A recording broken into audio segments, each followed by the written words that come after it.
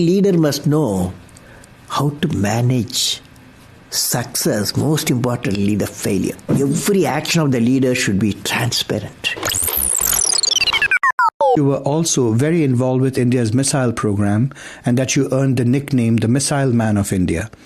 Could you please tell us about that experience and what were the main lessons you learned? I learned one of the important thing in these programs, both space program, missile program, we should know how to handle not only how to handle the success, how to handle the failures. Particularly you are in the management environment, Wharton. I want the young people to understand how to manage the failure. Because any task you do, you have to come across problem. Problem should not become the captain of the individual or the project chief. And the project chief should become the captain of the problems and defeat the problem and succeed. So this is what I have learned. How did you come to become India's president? What leadership qualities do you think are needed to lead a country that is so huge, so complex, and so chaotic? Well, I won't say chaotic. The type of order comes out of disorder, okay? This is what's happening now. I was elected as a president of India 2002-2007 through a well-structured election process. Now, the leader, not only to become the president, you need to give any political leadership or technological leadership. You have to have 6 traits one leader should have. And what are the 6 traits? Number 1, leader must have a vision. Without a vision, he will not be a leader, he or she. So leader must have a vision. The second one, leader must be able to travel into an unexplored path. Normally tendency to travel the well laid out path. But the leader, he takes a path of untraveled path. Third thing, leader must know how to manage success, most importantly the failure.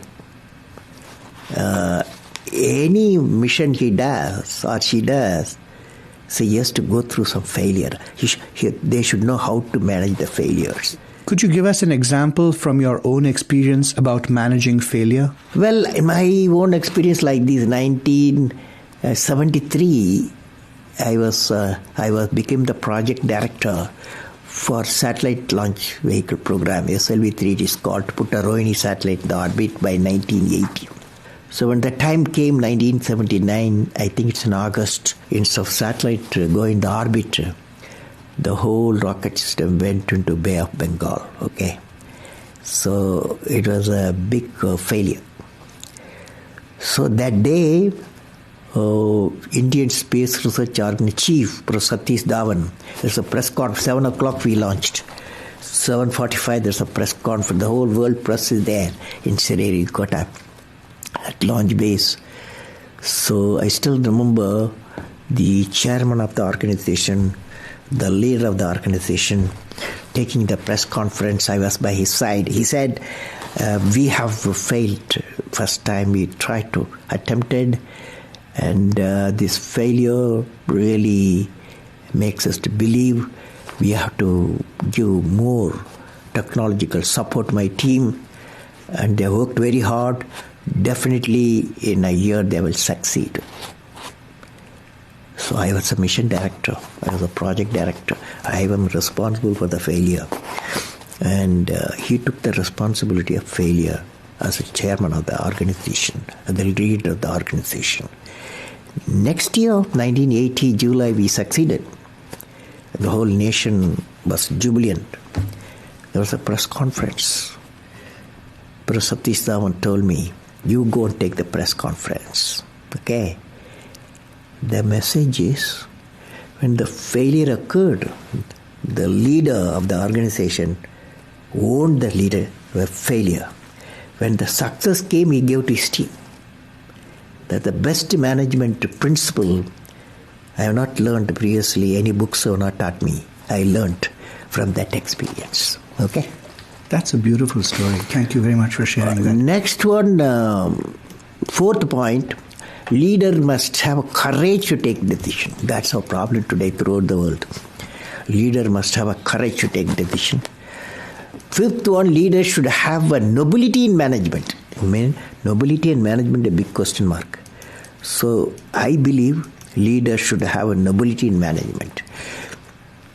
Every action of the leader should be transparent. You know what I mean? Leader should work with integrity and succeed with integrity. Leader should work with integrity and succeed with integrity. And I believe President, since you asked the question, has to be continuously in touch with the people.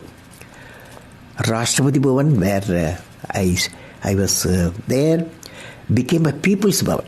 Instead of Rashtrapati Bhavan, it becomes People's Bhavan.